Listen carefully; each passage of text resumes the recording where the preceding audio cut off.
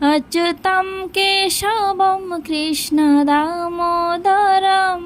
राम नारायणं जानकीवल्लभम्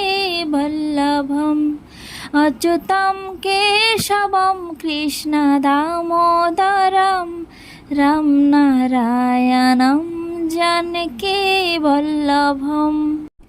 কে বলেছে ভগবান দেখা দেয় না ভক্ত মীরার মতো প্রাণ ভরে ডাকো না কে বলেছে ভগবান দেখা দেয় না ভক্ত মীরার মতো প্রাণ ভরে ডাকো না अच्युतं केशवं कृष्ण दामोदरं राम नारायणं जानकीवल्लभम्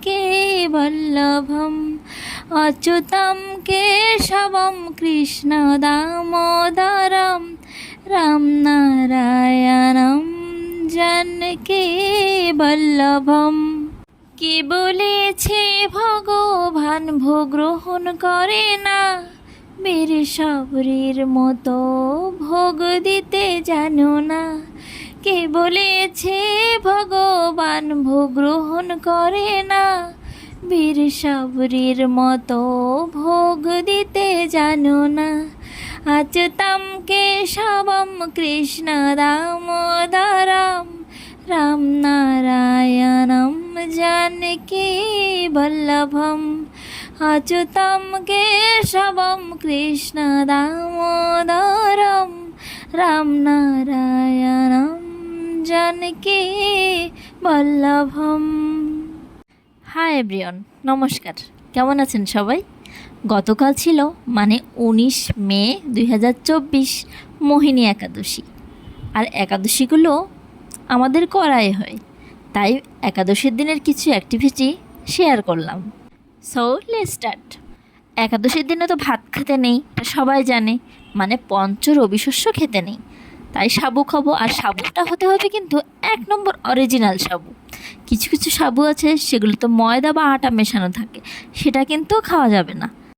সাবু, বাদাম, দুধ, ফল, সবজি এগুলো খাওয়া যায়। গতদিন রাতেই সাবু ভিজিয়ে রেখেছিলাম। খানিকটা আগে ভিজিয়ে রাখলে ভালো হয়, মানে 4-5 ঘন্টা ভিজিয়ে রাখলে বেশি ভালো হয়।